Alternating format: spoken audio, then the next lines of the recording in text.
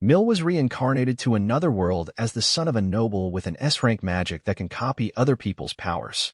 There was a man who had a dream of creating the world's best dessert. He spent years honing his skills to compete in the biggest competition. He led his team to create a beautiful phoenix made of sugar, and everyone already thought he had won the competition. Unfortunately, his life was cut short when his own dessert fell on top of him.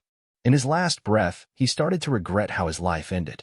He wanted to fulfill his dreams, but God was unjust. However, God had other plans for him and decided to reincarnate him in another world. He was born as Mill Mortine, the son of a noble general. Despite being a noble, his father always did his best to help his people and taught Mill the importance of being kind to others. At the age of 9, Mill was already trained by his father to become a great swordsman. Despite not being the best and wishing to become a pastry chef, Mill continued to practice and perfect his skills. His father went easy on him, using only one hand, but at the same time, he was rich in his training. He taught Mill that letting go of the sword on a battlefield was equivalent to death. Mill followed his father with dedication, trying to parry each hit while barely swinging his sword. His eyes were filled with determination, but it wasn't with training because, in Mill's mind, the biggest battle was to pick which dessert he was going to do next. Of course, that led him to lose his sword.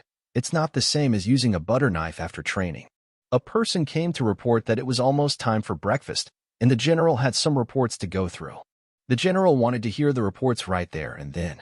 The person delivering the news informed him that their bean harvest was going to be huge, just like Mill promised them. Their territory was always barren, which made it impossible for people to cultivate.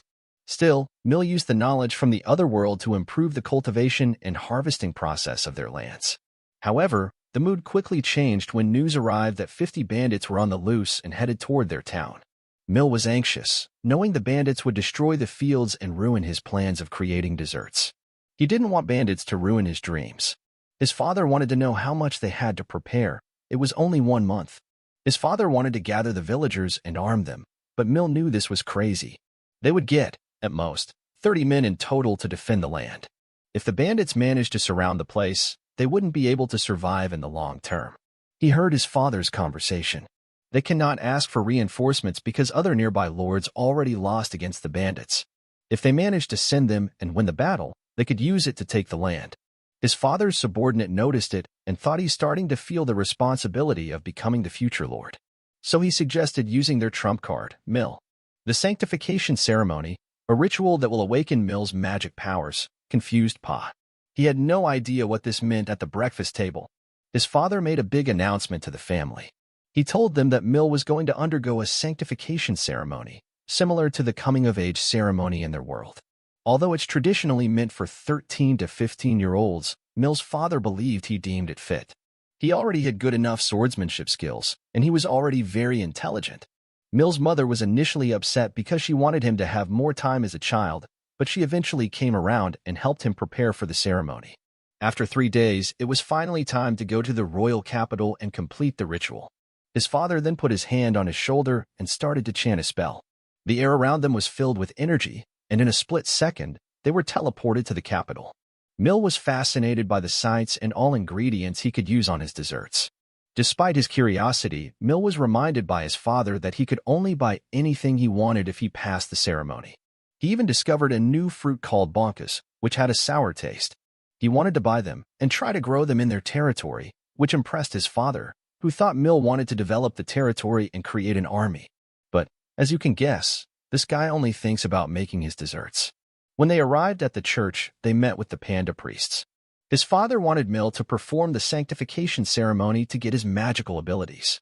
This ceremony involved both physical and mental challenges. First, they measured the magic power by restraining the person and making them drink a bitter drink. They then left them alone in complete darkness without any senses. Usually, kids start screaming after a few minutes, but Mill was different. He spent the whole time thinking about creating new desserts. His mind was filled with ingredients and recipes his father and panda priest couldn't even believe it. 2 days later, Mill found himself surrounded by golden light particles that got absorbed into his body. His father and the panda priest couldn't even believe in his magic potential. They woke him up and took him to the last part of the ritual. The priest was about to read a scripture, and if Mill had successfully got a magical ability, he would be able to comprehend its meaning. As the panda began to read, Mill suddenly understood the scripture was magic itself. His father noticed that everything went smoothly, and on their way back home, just as promised, they stopped at the market for Mill to pick out his bunkers. 3 weeks had passed, and the entire town was now bracing and making preparations for the upcoming bandit siege. Mill had been assigned to help with the defense preparations, and he was eager to lend a hand. He knew that their army was made up of farmers, making them weak and vulnerable. They needed to come up with a strategy, and fast. They created a huge defense wall, filled up the wells, and sealed the small villages. They didn't want the bandits to make a base there. The villagers then were going to hide in the biggest village. Defeat was almost certain. They didn't have enough men, and their food could only last 3 days. Lost in thought, Mill was suddenly interrupted by the arrival of his childhood friends Mark and Lumi, who had come to help him. He instructed them on how to gather rocks that could be used to throw at the bandits, but also warned them to stay away from danger. As Mark and Lumi were collecting the rocks, they suddenly heard a strange sound. It was the band, heading straight for their village. They ran back and alerted the villagers. Panic spread among the villagers, afraid they couldn't stop them. Mill's father stepped in to give his speech. Every villager grew some balls of courage and decided they wouldn't let them take their land. The general knew the bandits were going to strike at night, so he started to design where his men would be. The general went off on horseback to scout the area, allowing them to surprise the bandits and strike first. Meanwhile, Mill was charged with safeguarding the village in the general's absence. He sought out Mark and Lumi to convey the message to signal the attack with fire arrows. Lumi was afraid of potentially harming the general, but Mill remained confident that his father would use them as a guide to come back if he was being chased. The general spotted the resources of the bandits, 70 men, 5 good horses, and some captives from previous villages. It was a good sign that they did not carry many provisions. With his magic abilities, the general went straight into battle, doing his best to decrease the enemy numbers in a quick swoop. A few bandits were down. The bandit leader was smart, giving good instructions and stopping the attack. Without many options, the general decided to retreat instead of attacking again. The bandits saw this as an opportunity and gathered their horses to pursue them. However, they made 2 big miscalculations. The first was that they did not notice the traps set by the villagers. The second was that they never expected the supposedly leaderless village to have the mightiest leader of them all. The general spotted the fire arrows and immediately recognized Mill's plan. Mill was guiding his father to come back while also giving their location to the enemy. His father knew their current location and which path to take to reduce the damage to the fields. As the bandits drew nearer to the village, Mill gave the order to a bunch of kids to launch a full-on attack with slingshots. The bandits never expected to be hit by a mix of fire rocks right on their faces. They began to flee in panic, but the flames consumed them before they could escape. Just a few hours earlier, Mill had gathered all the children and explained the plan. He knew that his father would lead the bandits on a chase, so he created a strategy to attack the bandits from their flank, which was their weak point. By using the children, they were able to outnumber the bandits and use their slingshots to great effect. But the bandit leader didn't give up. He managed to parry the rock and climb up the wall. He quickly killed a farmer and challenged the rest. The peasants surrounded him, but he was more experienced in battle. The leader of the bandits ordered everyone to be killed, and the full-on fight began while the kids still did their best to throw rocks. This annoyed the bandit leader. He ran toward the kids and attacked them. The kids couldn't move their legs, and soon blood was splattered on the floor. Mill managed to push the kid away and got hit in the shoulder. The bandit leader used him as a hostage. Mill saw a dead man lying on the ground and quickly thought he could use him to his advantage. The man had his head burnt from the rocks, and Mill used his magical ability to copy the injury to the other bandits. They too started to feel their heads burning, causing confusion among the bandits and their leader. Mill then used the same spell on the leader, who set him free. The bandit leader couldn't understand what was going on and got hit by a rock. Just as he was about to ask if Mill was a wizard, the confrontation against the bandits finally ended. Pat, dividing the food supplies between the villagers to ensure their sustenance, narrates his story about his reincarnation as the son of a poor noble. His only goal in life is to fill this world with sweets. The guards and villagers were taking care of the restrained bandits, planning to send them to another county. Pat's father wants the noble from that county to claim that they've dealt with the bandits. They will lose the glory, but they need to negotiate first. He at least wants compensation for the battle expenses and losses suffered. Pat's father then starts awarding the training guards and villagers for their bravery with weapons and silver coins. Even Pat's little friends were called up and got rewarded for assisting. Pat, and the two happily walked home, but Pat came running to help them carry the goods. He compliments their work, but they stay humble, claiming that they just threw rocks. Pat is happy that nobody lost their life and that they can return to their usual way. The kids return home to celebrate the victory. Amidst the celebration, Mark and Lumi step outside. Mark wonders what they did to the bandits. Lumi reveals their restraint in the main village shed, and that's when stupid Mark decides to check them out because, as a future Pat retainer, he needs to keep an eye on the bandits. Lumi agrees and follows him. The adults tell them that it's not safe and to go back, but Mark pulls Lumi to the bushes and throws pebbles to distract the adults. They take the chance to get inside the shed, just to get scared by the bandit leader. The leader reveals that Mark now has his sword and asks how he got it. Mark is totally scared, and under the bandit's manipulation, the bandit says that he will die once he gets turned in. So, he wants to teach Mark how to use the full power of his magic sword. Mark remembers that Pat can use magic and wishes to help him more. The bandit tells Mark to draw the sword. Mark follows the instructions, and the bandit compliments him, calling him a natural. Lumi tries to call Mark off, but he ignores her. The bandit frees himself from the ropes and tells Mark to get closer to learn the magic words. It's more a magic kick to the gut, sending the stupid kid flying away. The bandit gets up and stabs Lumi, all because of a stupid greedy kid. Blood starts to flow from her wound, and the bandit escapes on a horse. Lumi is barely managing to survive until Pat arrives. He instructs the guards on how to deal with the injury and asks where the bandit went. He finds out the directions and follows him on his horse. Pat concludes that he can use the anti-bandit traps in the area to his advantage. If he's in a direct confrontation, he can use his magic to copy the wound back to the bandit. He manages to realize that he can copy anything he has ever seen. Meanwhile, Pat's father finds out about what happened, scolds the guards for not stopping Pat, making the decision to save his son. Pat's father is worried that the bandit could have companions waiting and turns the tables. He tells Casserole to stay back to assure the villagers while he uses his magic to find Pat in the forest. Mark is struggling to free himself from the bandit. Suddenly, they fall onto a trap, allowing Pat to catch up to them. The bandit is annoyed because of the trap and prepares to fight. The bandit is aware that Pat's magic can replicate any wound he takes. So, he just wants to finish Pat in a single blow. Pa is constantly pushed back until he gets near Mark. The stupid kid tells Pa to abandon him. At this point, we would, but Pat is different. He will never abandon his friends. The bandit is pretty tired of this and breaks Pa's sword, followed by an attack to cut Pa in half. At this moment, Pat uses his magic. Meanwhile, Fuel is using his magic to scout the area, but the only thing he manages to find is Pat's broken sword. He slowly walks back without knowing how to tell Casserole that he lost his son. Yet, when he gets inside the Casserole's house, he finds Pa sitting on his mother's lap. Fuel is shocked and screams. Casserole explains that Pa got back with Mark a while ago. Fuel doesn't understand how he missed Pa coming back. He even used his magic to scout the area. Pa says that it's complicated. To make it short, Pa explains he simply copied his father's teleportation magic. Everyone is confused. Pa explains his magic can copy what he sees into something. So, he copied his father's magic into his body and teleported out with Mark. Casserole understands the situation but still scolds Pa.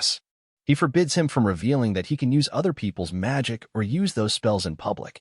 After calming down, Casserole explains to Fuel that people could aim for Pa. His ability to copy magic makes others target him to turn him into a human weapon. The worst part is that the bandit managed to get away and could reveal its secret. Pa then goes out to meet Mark and reveals that Lumi will survive. Lark is super depressed, but Pa tries to convince him to visit her together. Mark blames himself for not hearing them. If he did, she would never get hurt. Pa tries to comfort him, telling him to apologize. He drags Mark to visit her, but she's quite smiley despite the injury. She reveals that she's okay but isn't allowed to go out and play. Pa then decides to use the kitchen to give Mark and Lumi some time alone. Actually, Pa only cares about the sweet he is going to make while Mark is all gloomy. Depressed stupid boy Pa thinks that he can bring smiles to everyone's face by cooking, so he decides to make his bonka pie. He carefully prepares it to the detail while Mark properly apologizes to Lumi. The mood becomes quite weird between the two until Pa comes back, literally 5 minutes later, with a bonka pie. The two start drooling. They never saw a bonka pie in their lives. Pa explains this is his way to make Lumi feel better and also cheer Mark up. The two start eating it like savages, and Lumi mentions that it makes her feel like she isn't wounded anymore. But Pa has another surprise slice, bonkas and honey. The two kids hate it because the flavor is the opposite of the pie. Pa then pulls out his inner Socrates. He explains that every bonka tastes different, and he needs to find harmony in flavors.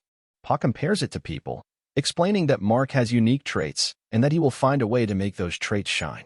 The lesson he really wants to give is that failing at something only means that he can learn, work hard, and improve. Mark finally cheers up until Lumi's father steps into the room. This guy literally looks like the demon lord, demanding Mark to feel responsible for injuring Lumi. Turns out that he only wants to set up a marriage between the two. Mark ends up flustered and doesn't know how to react. Yet when Lumi is asked about her view, she's like, sure, why not? Mark is still trying to recover, and Lumi gives some bonka pie to her father. Mark notices there's only one last slice remaining and asks about his share. Lumi playfully replies that the husband's assets belong to the wife, so she will take it. Pa then realizes that his theory was true. Sweets bring smiles to faces, but he's only just starting. A month passed after the bandit incident, but there was another problem. Pa met Fuel and Casserole, who told him they're broke. Like me, Fuel initially ignored it because Casserole always claims to be broke. Pa, on the other hand, wants to fix the situation. Casserole explains they had to shut down 2 villages because of the bandits, and now they need to dig out the wells and rebuild the houses again. But they also need provisions for all the villagers, plus the fields need to be repaired, and there's no money for all of this. They were going to get 200 gold pieces for the bandit leader, but Mark's stupid Doroma ruined their chances of getting a reward. Casserole thinks about borrowing money from another noble. However, they won't lend anything. All nearby lands were damaged in the winter, and the bandits also damaged it. Pa questions if they can ask his grandparents for help, but his parents cut ties with their families 15 years ago. Casserole says they didn't even introduce Pa to his grandparents, so it's impossible to ask them for money. He further explains that everyone was against him marrying Pass's mother because their lands were really poor, so they basically decided to run away. Pa returns to his friends who quickly understand the situation. Mark tells him not to hide stuff from them because they could also help. Pa changes the topic and asks about Lumi's recovery. She reveals that she can already go out, but she still feels some pain. Mark questions the possibility of making their fields bigger to cultivate more, but they don't have the time, people, or even the money to do it. Lumi says that Pass could sell his sweets in the city, but he cannot afford the production costs. Mark suggests that Pa could teach magic. Pa asks why he wants to learn magic. Stupid Mark thinks that he will become rich just because he can use magic. Of course, his future wife starts shaming him because he's too stupid to learn it, and even if he does, he will probably set himself on fire. Lumi says that magic could be the key. She tells Pa they could get an idea if he shows them his magic, so he decides to give it a try. Pa tells them to draw something on the ground. Mark draws himself defeating a dragon with magic, while Lumi draws some bonkas. Pa then uses his magic to copy the images into their hands. Lumi tries to rub it off, but it doesn't disappear. Pa explains it's permanent if he uses it on trees or walls, but it disappears in 3 days if he uses it on skin. Lumi then asks if he can do the opposite. Pa is confused. She explains that it would be cool if he could put a picture of a house or someone's face on the ground. Pa realizes this is the answer he was looking for, and immediately storms off to meet his father. Casserole was discussing the situation with Fuel and his wife. They were considering asking for money from her parents, but she isn't sure about it. Suddenly, Pa storms into the room with a plan. They all want to hear it. He asks if his father remembers the time when he mentioned his attempts to arrange a marriage for Josie, Pa's sister, who was already 13 and within the typical marriage age. His father still doesn't understand where Pa is going, but Pa explains that his father can take Josie around to introduce her to other nobles because he can use his teleportation magic. However, some nobles cannot use magic and are forced to attend a royal ball in the capital, but that's an expensive and dangerous trip. Pa says they could sell matchmaking photos. He then uses his magic to make his mother's portrait on a plank of wood. Casserole and Fuel cannot believe it because it's so detailed. His mother looks at it and feels like she's seeing herself in a mirror. Pa's goal is to use this magic to make a picture of nobles who are looking for a marriage partner. Casserole thinks this is a perfect opportunity. They can charge 5 or 10 gold pieces per picture, but it could become even more expensive. Some parents won't care about money if they're able to introduce their kids like this. Fuel mentions there's a risk to expose Pa's magic if they do this. Pa explains they won't be able to hide it forever, and if they do this, people will think his magic is just about making pictures. Casserole decides to test this idea first with Count Retests because he will meet her to talk about the bandits. Casserole and Pa arrive in the city of Retestvale and ask for a meeting with Count Retests. Count Retests is watching from the window, curious if he wants to blame her for not dealing with the bandits. She plans to simply praise Casserole for his achievements and send him off. Pa and his father get inside where they meet Count Retests. Pa remembers his father giving him a brief introduction to her. She is the eldest daughter of the previous count, but her father passed away in battle.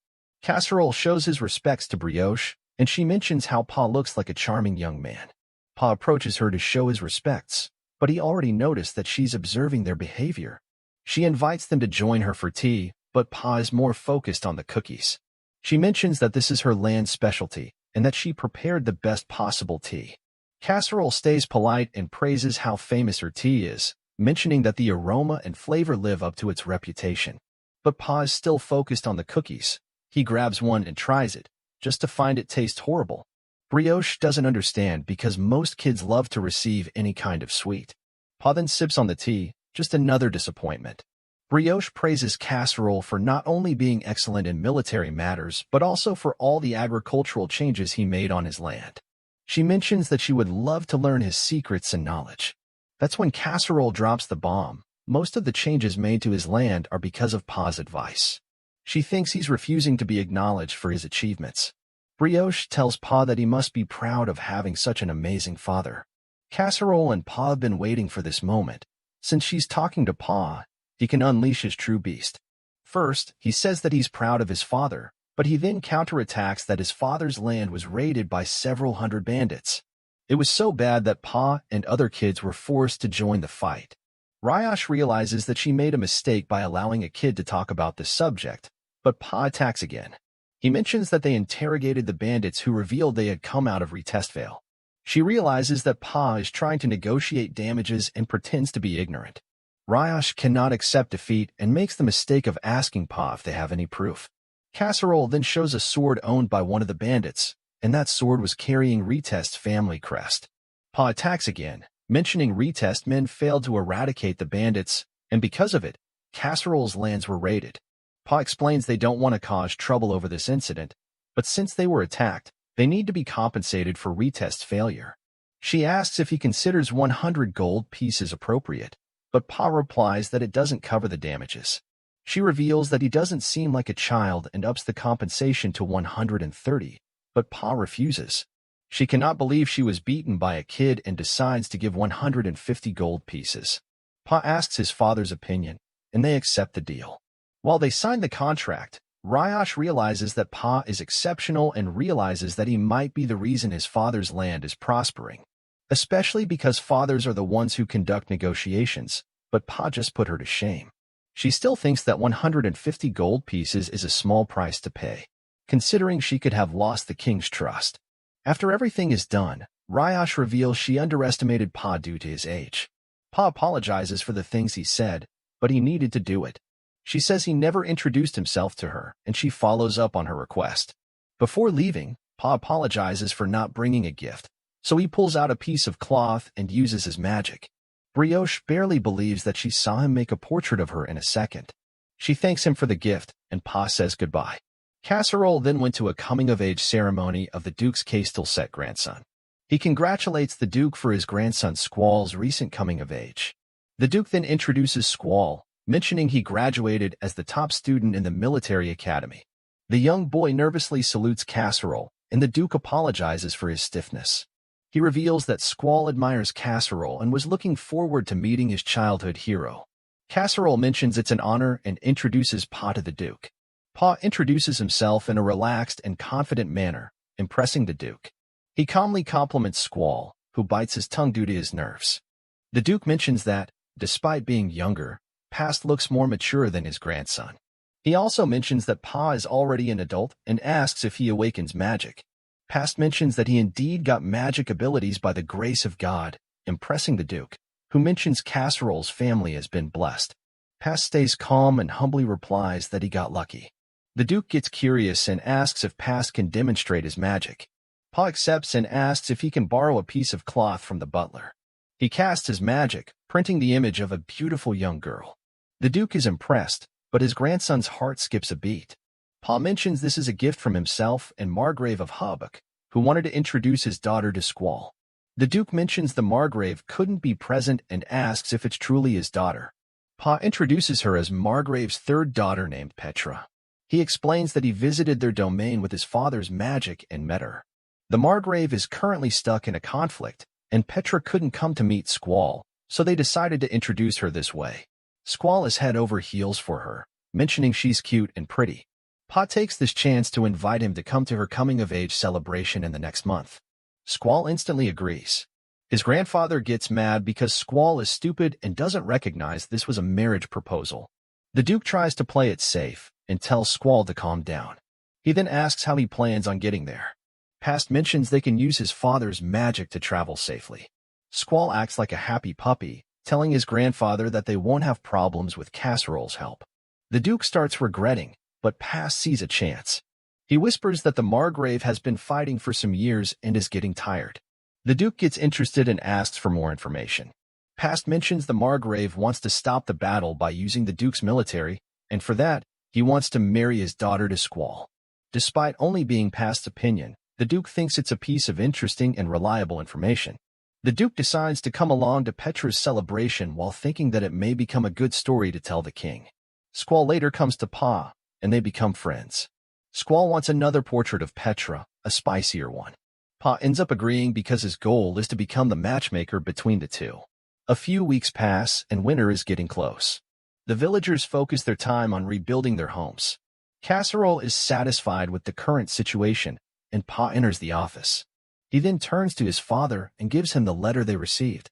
Casserole reads the letters from the Duke and Margrave and mentions that their temporary income problem has been resolved. They will be receiving 20,000 pieces of silver because Squall and Petra's engagement has been decided. They will be announcing it during Petra's coming of age. The Margrave will also send 30 gold coins in advance, which Fuel thinks they could use to get some horses. Casserole explains the funds are meant to be used to protect Petra. Pa is initially confused, but his father explains the Margrave requested them to keep her safe during their trip and during the ceremony in the capital. Fuel mentions there are plenty of people who are against the idea of marriage between the two noble families. Casserole thinks the same, mentioning the enemy of the Margrave. Fuel thinks it's okay because they're keeping the engagement a secret, but Pa understands the church search might leak the information. Casserole explains the church is officially a neutral entity, but if paid enough money, they will reveal information. Pa also realizes that they can collect tons of information because they claim to be neutral. Casserole mentions he can protect Petra by himself with his teleportation spell, but it will be hard to teleport her and the guards protecting her to the capital at the same time. Fuel mentions they can recruit mercenaries in the capital, but the enemy could infiltrate. Fuel mentions they should refuse to escort Petra, but Casserole refuses. He mentions this is the best opportunity to gain the trust of both lords, which will create a domino effect for mortals' future development. Pa then suddenly gets the perfect idea to protect Lady Petra, the church. He explains it's an unknown place where only those who go under the sanctification with Petra can go. There, they can prolong the ceremony due to various circumstances. Casserole thinks it's a good idea because most people won't interfere with the church. Fuel says this is a perfect plan to earn that gold and build more houses. The day of Petra's coming of age quickly arrived, and Casserole met the Margrave to escort them. The Lord was impressed that Pa was also going to join them. Casserole mentions that Petra will feel more comfortable with someone around her age. Yet, in reality, Pa is part of their plan. They step inside the carriage and greet Petra and her younger twin sister, Lycoris. He tries to talk to Lycoris, but since she isn't good at communication and replies in a cold manner, Lycoris tries to apologize to Petra, who tries to mediate the situation. But she thinks she's only a bonus. Pa's squiring plan is to head to a local church where they will pretend Petra is going under the sanctification ceremony. They will then teleport to the capital and then protect Petra until the appointed time. They finally arrive at the church. The group decides to ambush them, but everyone steps up to protect the girls. Casserole easily defeats his opponent, but one manages to sneak into the carriage. The two sisters begin to scream, scared for their lives, But Pa steps up to protect the girls with a sword. He takes the fight outside. The girls cannot believe their eyes as they see Pa blocking the opponent's attack.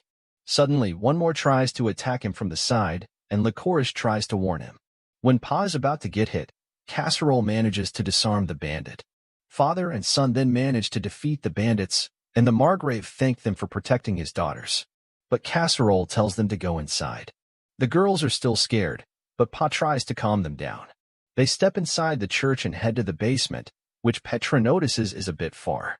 Licorice seems to be afraid of the dark and calls for her sister, but Pa gently holds her hand. He tells her she's safe because they're there, making the little girl blush. After comforting her, Pa guides her down. This makes her think about Pa, who's younger than her but behaves like an adult. She wanted to catch her sister's hand, but she thinks that Pa is the only one who doesn't compare her with her sister. She has always been indecisive, and she thinks that her sister was chosen as the bride because she's prettier. She doesn't think highly of herself because she feels like she's just an extra after reaching the end of the stairs. Cass guides them inside the room and tells everyone to hold their hands in a single line. They follow his instructions, and Casseroles uses his magic, teleporting them to the church in Bovalia. Meanwhile, on the other side of the city, there's this weird guy living in this broken house. He explains to a group of mercenaries that he called them here to do a job for him so he can rebuild the Omnia house. He tells the men that he plans to deal a blow to the Cattlesec family. The mercenaries will do anything for money, so they ask whom they need to kill.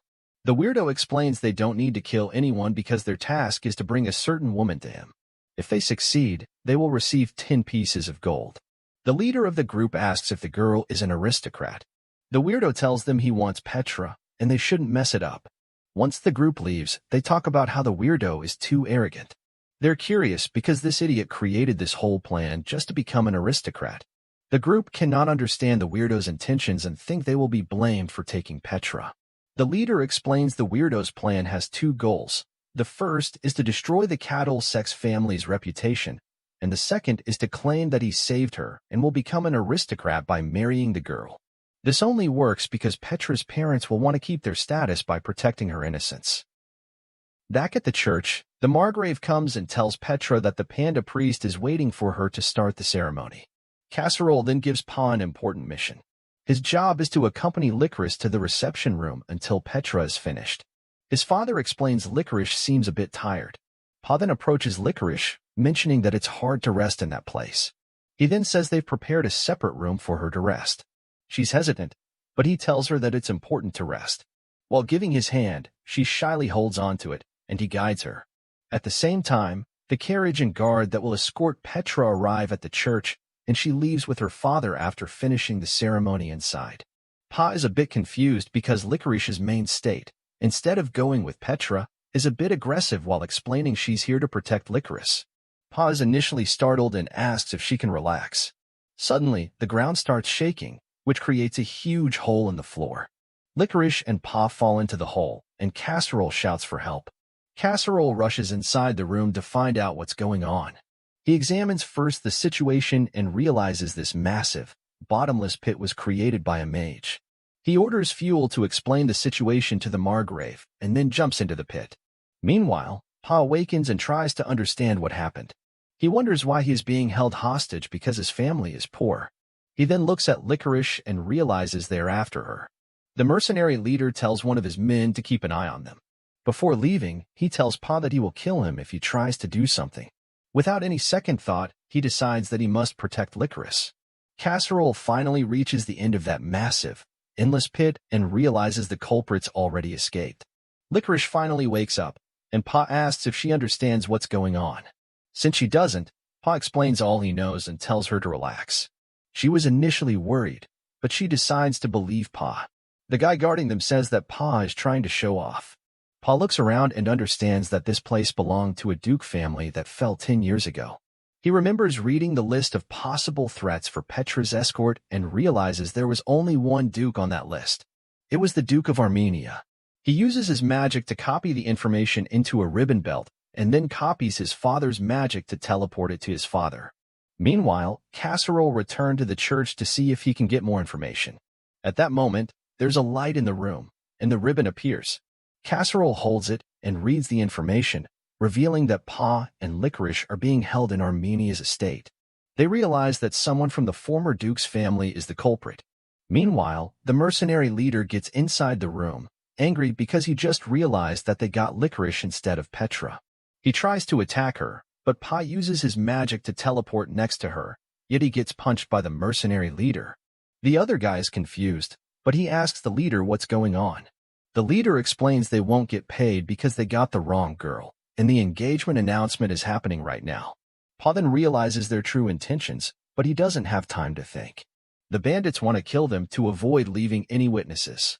The leader focuses on Petra, but Pa ties himself and uses one of the standby swords to protect her.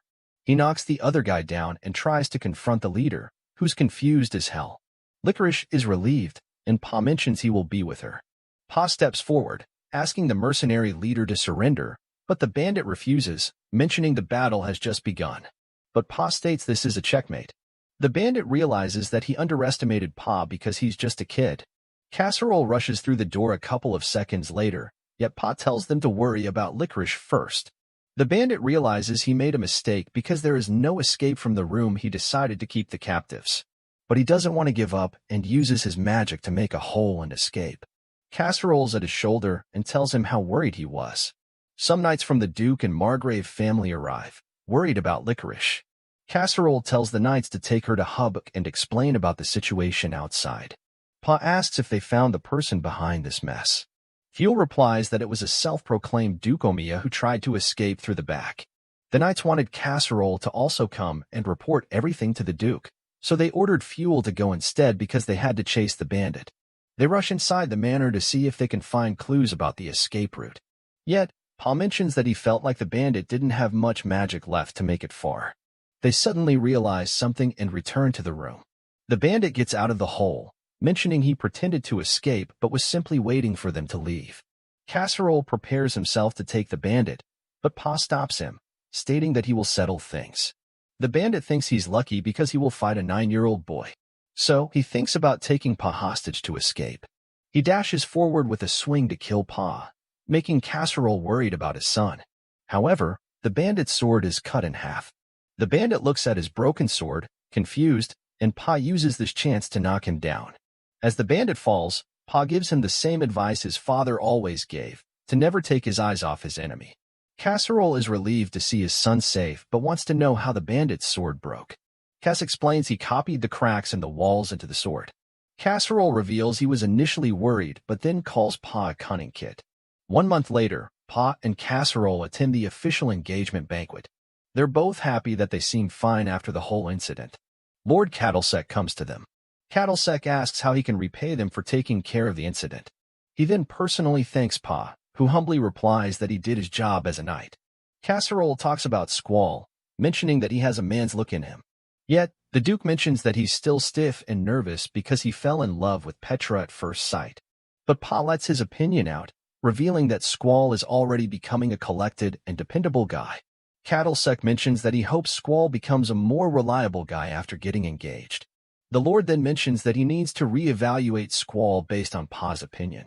Pa quickly thanks the Lord and tells the Duke that he wants to talk about something. He mentions something is bothering him about last month's incident. He finds it strange that the culprit had a careful, detailed plan and had prepared a stronghold, but they still failed the most basic thing to get the right targets. He reveals something about their plan was off because they probably had some biased information on Petra. He thinks that there was an informant who could give access to abandoned manors, so Pa thinks a third party was influencing everything for their own purpose. Pa thinks the third party leaked false information and overlooked Amiya's movements in the capital city. The Duke tries to think about who could be, but has no answer. He simply mentions it must be the person who benefits the most, like someone who's hated by the Amiya house and held power after it was destroyed. That person created this whole incident to stop the Amiya family from regaining power again. Cattlesec understands that Pa is hinting that it was him and asks him directly, but Pa plays it out, mentioning the kid's dream about conspiracy stories. The Duke thought Pa was just a kid, but he quickly understands how sharp and smart he is. Casserole tries to make his son stop talking, and Pa changes the topic. He mentions it's hard to grow crops in their territory and that they still need some help. Cattlesec asks if it's money, and Pa replies that it would be a great honor if the Duke gives them some assistance. Cattlesec understands this isn't a request but a threat, especially when Pa says he was about to say hello to the Margrave, and he might accidentally tell him the same theory. Cattlesec panics and agrees to give them assistance. The Margrave joins the conversation and thanks Pa for protecting Licorice. He then mentions that Pa completed his coming-of-age ceremony. Pa confirms it, thinking the Margrave is going to talk about his matchmaking business. Yet, the Margrave mentions that he's sure Pa will become famous and will be flooded with offers from everyone. So he just wants to secure his position.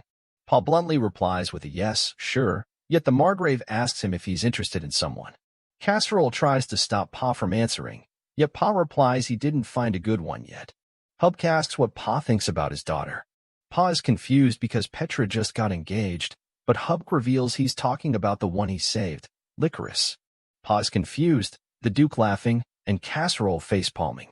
Hubk explains Licorice likes the idea. Pa nervously replies that he's honored, but believes that Licorice deserves someone better than him because he has a low noble status.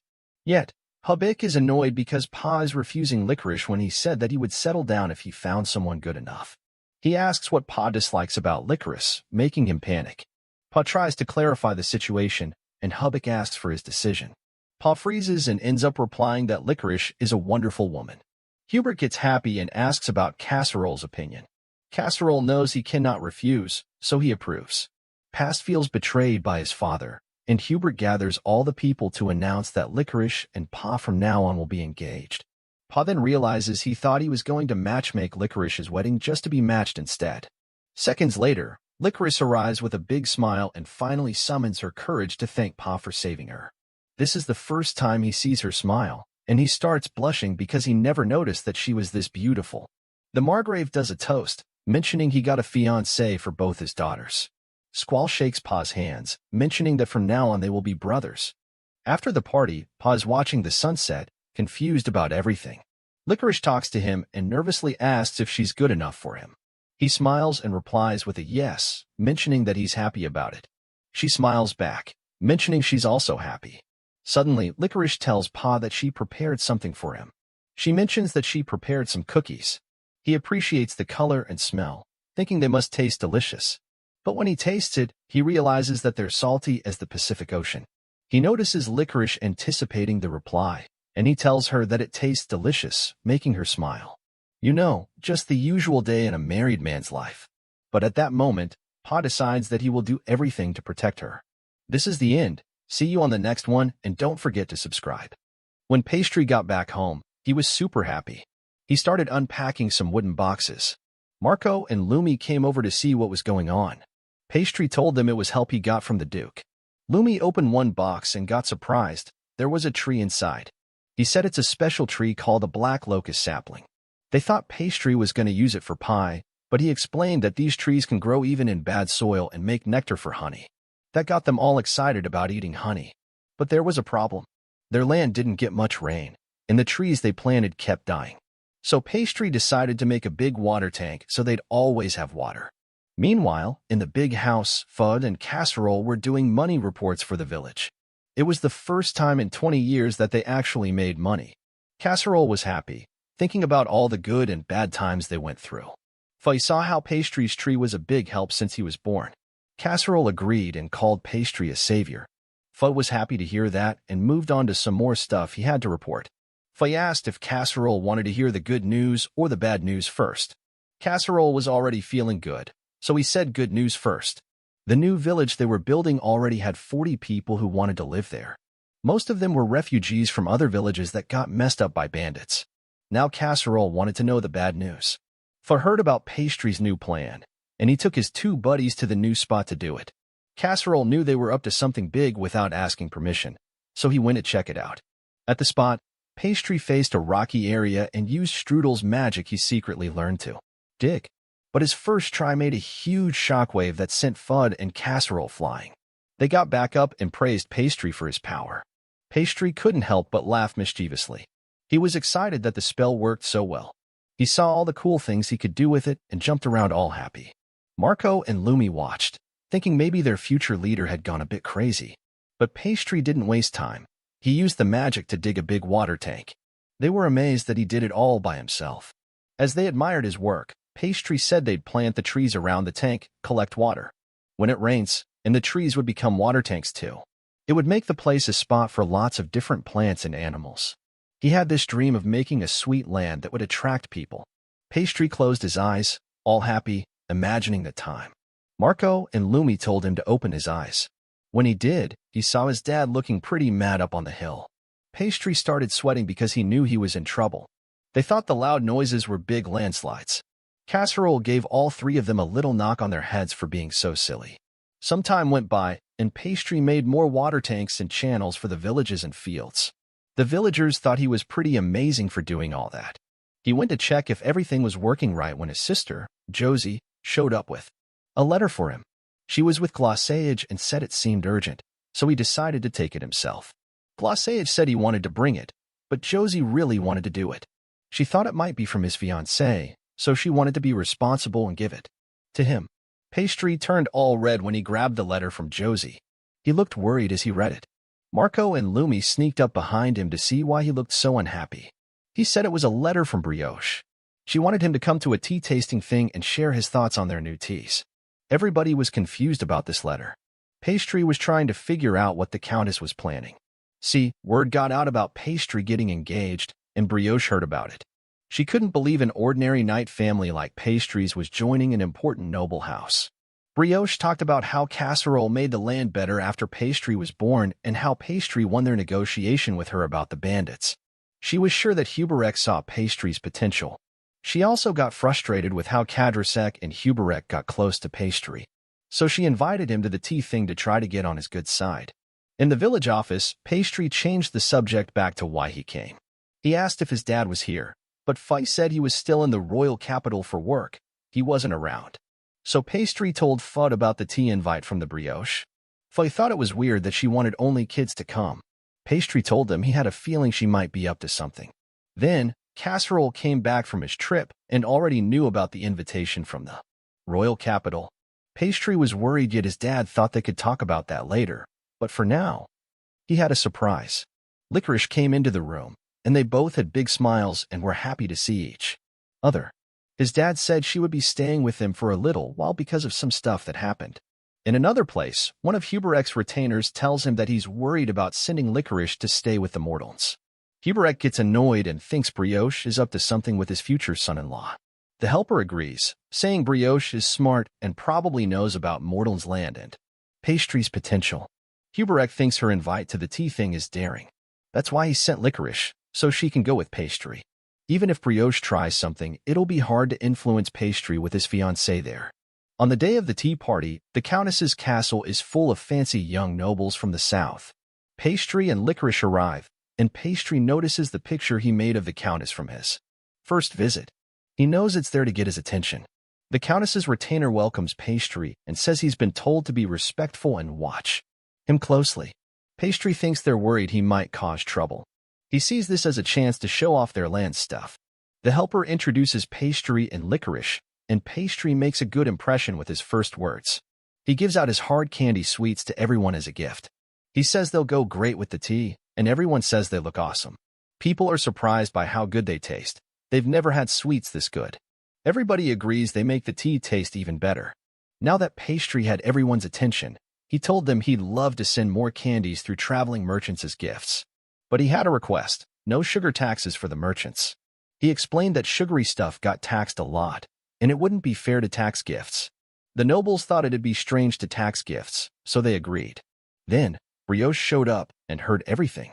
She thought the idea was interesting and used the excuse of talking about business and private stuff to take Pastry away from Licorice. She reminded him that these things should go through her first. Brioche asked Licorice to wait while they talked about stuff concerning her and the Mortal family. They sat down and she asked Pastry straight up what he wanted. Pastry gave Brioche some of his candies to taste, and just like everyone else, she loved them. He told her he made them from water, sugar, and honey. Then he surprised her by saying he planned to make all these ingredients on his family's land and start mass-producing the candies in 3 years. Hearing this surprised Brioche because their land was not very good for growing stuff. But she knew Pastry was capable. Pastry wanted her support because she had access to a harbor and the talk about taxes was a way to get this meeting. Brioche started to worry about what Pastry was planning. She didn't know where this was going, but she agreed to help with the candies. That made Pastry happy, but she wanted to keep an eye on his plans. Meanwhile, at the party, people couldn't stop talking about Pastry. Brioche's helper tried to make Licorice feel bad by saying Pastry would probably get lots of new admirers from this party. Licorice didn't like the thought of Pastry getting attention from other girls, so she left the situation. The meeting between Pastry and Brioche ended.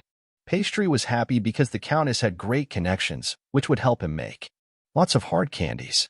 Brioche tried to bring up his relationship with Licorice, but it seemed like she was trying to ask something else, so Pastry didn't answer. Brioche tried to get him to talk, and just then, Licorice walked in, making the situation really awkward. Pastry tried to call Licorice's name, but he stuttered because Brioche still had a hold on him, and she was smiling like she had a secret plan. Finally, Pastry broke free from Brioche when Licorice ran away, upset. The Countess watched and thought the whole thing was funny as Pastry dashed after Licorice. He caught up to her. He was surprised to hear her apologize. He was about to explain when Licorice told him why she was upset. She heard all the ladies in the great hall talking about him and thought he might leave her if someone else liked him too. Pastry told her to relax and not overthink it because he would never do that. Licorice said she wasn't like her sister Petra, who could easily talk to anyone. Petra was bold and everybody liked her. Licorice wished she could be more like her. Pastry said she was just a little quieter than Petra, and that was okay. He liked her the way she was. Pastry said he was sure he'd like her even more as they spent time together. He just asked her to trust him and believe what he said. Pastry asked her to wait a moment and trust him no matter what. Then he said he had to go for a bit and used his dad's magic to disappear. Meanwhile, Brioche was happy because she had caused some trouble between the couple. Pastry came back and gave her a candy apple and told her he made it just for her. He carved a heart shape into the caramel. Licorice took it and took a bite. She was amazed. It tasted so good, and it brought back the happy memories of when they made candy together. Tears of joy ran down her face, but Pastry got worried when he saw them. She told him they were happy tears. She took another bite and couldn't believe how delicious it was. Pastry told her its name, the love apple. This made her blush. He said his feelings for her were strong, and he put all of that into the treat she was enjoying. He really wanted to make her happy and see her smile. She gave him a big smile and thanked him. Pastry was relieved he didn't almost lose her. After the tea ceremony, they returned to the village. Pastry was super tired and just lay on his desk. They poured him a cup of bean tea to help him feel better. When he took a sip, it was just what he needed. They noticed some paper on the desk, and Pastry said it was leftover wrapping paper from the hard candies. His mom helped him wrap them while he told her the story. But when Fudd looked closer, he saw that the paper had a picture of the Countess holding him. He couldn't believe Pa used that picture, but Pastry thought it was payback for the Countess messing with his relationship with Licorice.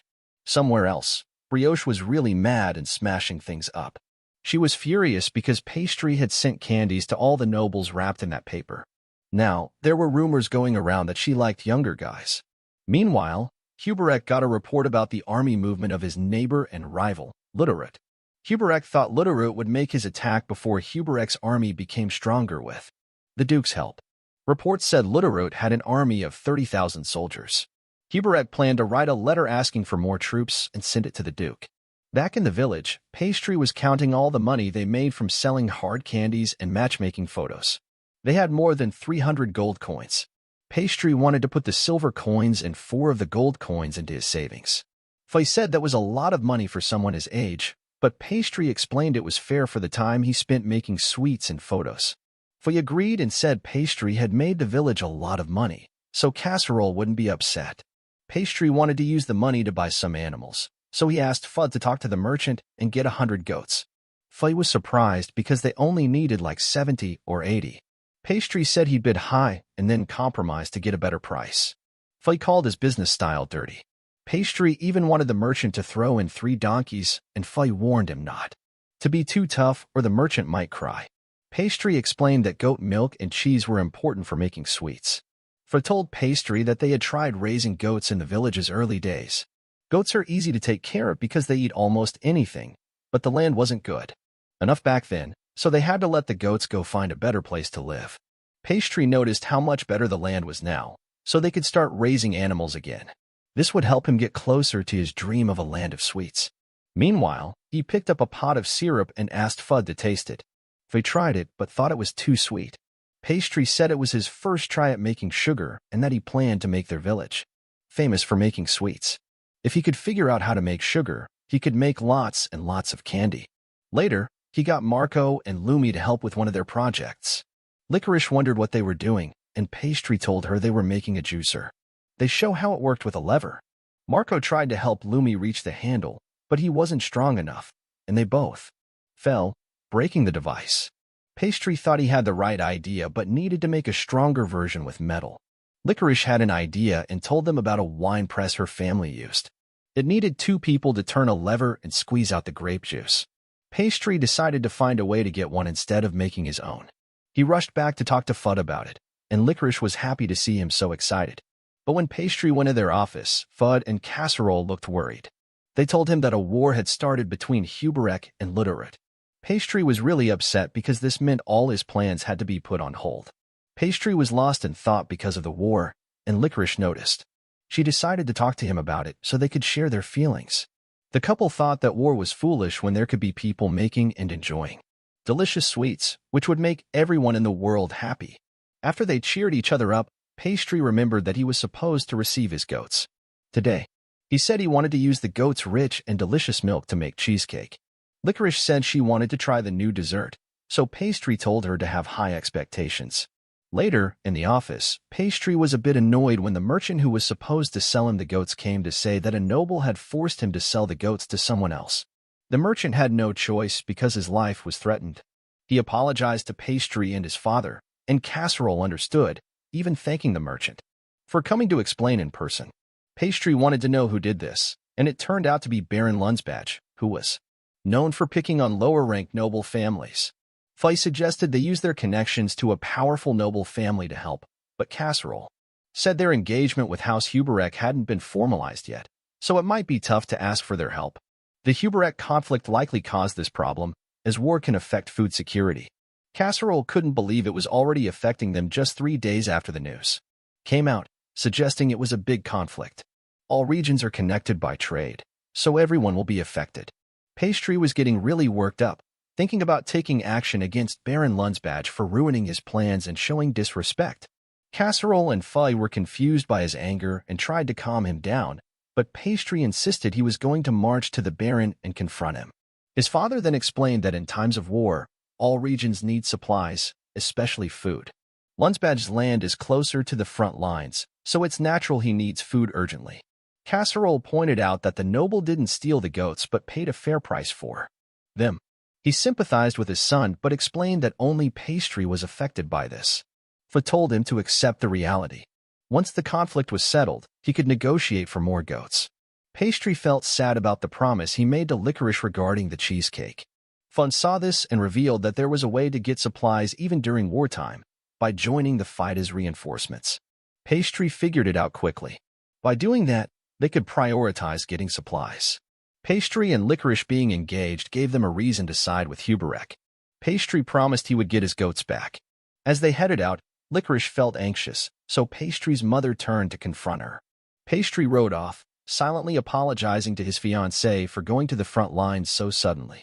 He believed he was doing it for the land of sweets he always dreamed of. Back in the Huberek household, a retainer burst in and reported that Lutterud's main forces were on the march, numbering a little over 10,000. Just as their enemy had predicted. Huberek believed he could handle these numbers with his forces. He decided to give Squale his first taste of war by putting him on the frontline defenses. Petra was terrified to hear this, but Squale expressed gratitude for the chance to participate in his first campaign and set out immediately. He assured his wife not to worry and promised to help protect her father's land. At the Lutterut camp, he received a report that his advance unit had arrived near the border and had formed ranks. One of his generals expressed fears as their forces were already showing signs of fatigue. While the Huberek army was steadily growing in numbers, which could be a disadvantage, Lutterud assured him that he had already accounted for that. His real goal was to create a rift between Huberek and the Duke. He anticipated that Huberek would send Squale on his first campaign, but he couldn't risk the Duke's grandson. So he planned to place Squale in the safest part of the battlefield for an easy win. This would gain the Duke's gratitude. Littleroot intended to lure Squale out to a place where he could easily finish him off, causing the Duke to lose his air and become furious, cutting ties with Huberek, leaving him isolated. Littleroot imagined the despair on Huberek's face as he planned this scheme. During that time, Squale and his unit moved into position, and he felt a bit nervous on his first deployment. He held a picture of his wife to remind himself of what he was fighting for as they advanced. Meanwhile, Littleroot's men lay in wait for the right moment to ambush him. Pastry and Casserole finally reached the Huberek lands, and the boss welcomed them warmly. Casserole said they came to offer help upon hearing about the attack. Huberek was thankful. Pastry almost slipped up by mentioning his goats, but managed to save himself by saying he was there to aid his fiancée's family. Huberek then took them to the war room to check the battlefield. Pastry noticed the enemy's solid defense, but Casserole found it suspicious upon closer inspection. Something didn't seem right, even though it looked okay at first glance. Pastry saw his father's warrior instincts at work and mentioned that the enemy's defensive formation was strange. They reviewed the positions and realized it was all set up to ambush a unit in an unimportant part of the battlefield. Huberek's face turned to horror when he realized it was Squale's unit. Squale received intel that the enemy would attack from the northeast, so he prepared to confront them at their current location. He got a report that the enemy was spotted in the distance, numbering about 20. The young lord rallied his troops and moved forward, but they didn't find any signs of the enemy. Then came another report that they had fallen into an ambush as the enemy charged from behind, and their numbers were greater than reported. Squale's unit was in a panic, and they lost some soldiers. The young lord tried to stay calm and ordered his troops to head into the forest. Unfortunately, there were also enemy troops in the forest, and their total number was about 105 times greater than what was reported. Squale's lieutenant waited for orders. Squale found himself quickly surrounded, and he became the primary target because he was the one giving orders. Just when things seemed bleak, Glacéage's arrows started to take down the invaders. Casserole also fought his way through the remaining enemies. Squale was amazed to see them coming to his rescue. He heard Pastry's voice, and Pastry was thrilled to see him safe. Pastry told Squale that they had come to help him when they heard about his first deployment. Tears of relief welled up in Squale's eyes as Pastry extended his hand to him. Part 12. Casserole and the group swiftly dealt with the enemy, and they returned with Squale to Huberek's palace. Huberek quickly apologized for putting him in that situation, but Squale was clearly shaken. Casserole tried to lift his spirits because Squale never gave up despite being surrounded. However, Squale knew he would have been in big trouble if Pastry and his father hadn't arrived on time. Huberek revealed that Littleroot had decided to withdraw, and he planned to celebrate. But Squale couldn't shake the feeling of incompetence within himself. He was so traumatized that he refused to spend time with Petra, telling her that he wanted to be alone. Casserole and Huberek thought it was a bit harsh for his first battle, but they believed he needed this experience as someone who would inherit the Duke's army. Petra was really worried about him and wondered what she could do to comfort him. Casserole reminded Pastry that he had comforted Marco when Lumi got injured and entrusted Pastry to help. Pastry was unsure because not even Petra could comfort Squale, but she said that she wanted to see Squale smile again.